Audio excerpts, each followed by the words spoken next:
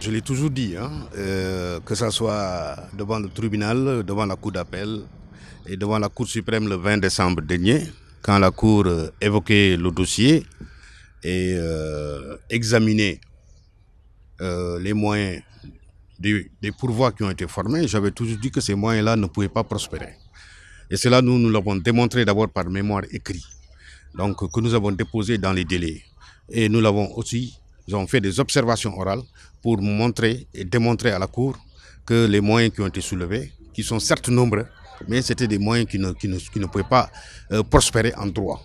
Et donc en fait la Cour, en examinant ces moyens, a effectivement abondé dans le même sens que nous, mais aussi dans le même sens que l'avocat général.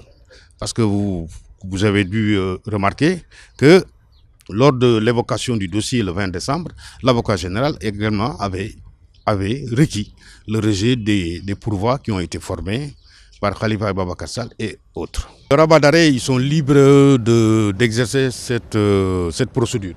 Mais ce que je peux vous dire, le rabat d'arrêt n'est pas un second pourvoi en cassation. Donc ce n'est pas un deuxième pourvoi. On ne va pas passer tout notre temps à faire des pourvois sur pourvoi nouveaux. Donc par conséquent, le rabat d'arrêt n'a même pas un caractère suspensif, parce qu'ils ont dit que le rabat d'arrêt est suspensif et de la procédure, etc. Mais en fait, ils savent nettement que le rabat d'arrêt n'est pas suspensif. Donc, même s'ils déposent le rabat d'arrêt, cela ne remet nullement en cause l'arrêt qui a été rendu aujourd'hui par la Cour suprême.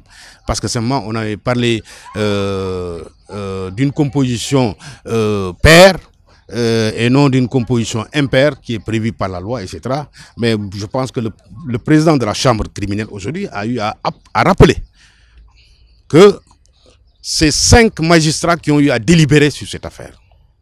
Et il a cité nommément les noms des 5 magistrats qui ont eu à délibérer. Donc par conséquent, cet arrêt-là est insusceptible de faire l'objet d'une procédure de rabat d'arrêt liée à une composition de cette juridiction. Je ne pense pas que ça puisse prospérer. Et en tout état de cause, ce qu'il faut retenir, c'est que même s'il dépose une requête aux fins de rabat d'arrêt, ça n'a pas un caractère suspensif. Il appartiendra au Conseil constitutionnel, parce que cela ne relève pas de la compétence de la Cour suprême. Encore moins de l'État du Sénégal. Il appartient au Conseil constitutionnel de dire, au vu de cette nouvelle donne, est-ce que M. Khalifa Ababacar Sall est susceptible d'être candidat, oui ou non.